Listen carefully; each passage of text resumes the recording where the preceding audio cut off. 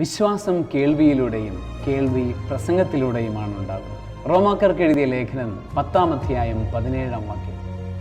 വിശ്വാസം ഉണ്ടാകണമെന്നുണ്ടെങ്കിൽ ദൈവ വചനം കേൾക്കണം. ഇന്നത്തെ കാലഘട്ടത്തിൽ ഒരുപാട് യുവതീ-യുവാക്കന്മാർ വന്ന് പറയാറുണ്ട്, അച്ഛാ ഞങ്ങൾക്ക് വിശ്വാസമില്ല. അവരുടെ മാതാപിതാക്കന്മാർ വന്ന് പറയാറുണ്ട്, അച്ഛാ എൻ്റെ കുട്ടികൾക്ക് വിശ്വാസമില്ല. എന്തുകൊണ്ട് ഇന്നത്തെ യുവതയ്ക്ക് വിശ്വാസമില്ലാതായി പോകുന്നു? ചോദ്യത്തിനുള്ള ഉത്തരമാണ് വിശുദ്ധ പൗലോസ് അപ്പോസ്തലൻ പറഞ്ഞു തരുന്നത്. വിശ്വാസം ഉണ്ടാകണമെന്നുണ്ടെങ്കിൽ വചനം കേൾക്കണം. വചനം കേൾക്കാത്തത് കൊണ്ടാണ്, വചനം സ്വീകരിക്കാത്തത് കൊണ്ടാണ്, വചനം പഠിക്കാത്തത് കൊണ്ടാണ്, വചനം വായിക്കാത്തത് കൊണ്ടാണ് വിശ്വാസം ഇല്ലാതെ പോകുന്നത്.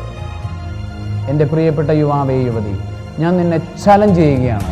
നീ അരമണിക്കൂർ നേരമെങ്കിലും ഈ വരുന്ന ഒരു മാസക്കാലം വചനം വായിക്കുകയാണെങ്കിൽ നിൻ്റെ ജീവിതത്തിൽ ഒരു റിസൾട്ട് ഉണ്ടാകും.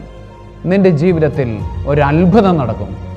നിൻ്റെ ജീവിതത്തിൽ യേശുവിൻ്റെ ഇടപെടലുണ്ടാകും.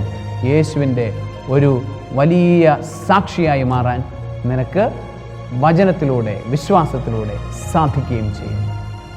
വിശ്വാസം കേൾവിയിലൂടെ, കേൾവി പ്രസംഗത്തിലൂടെ.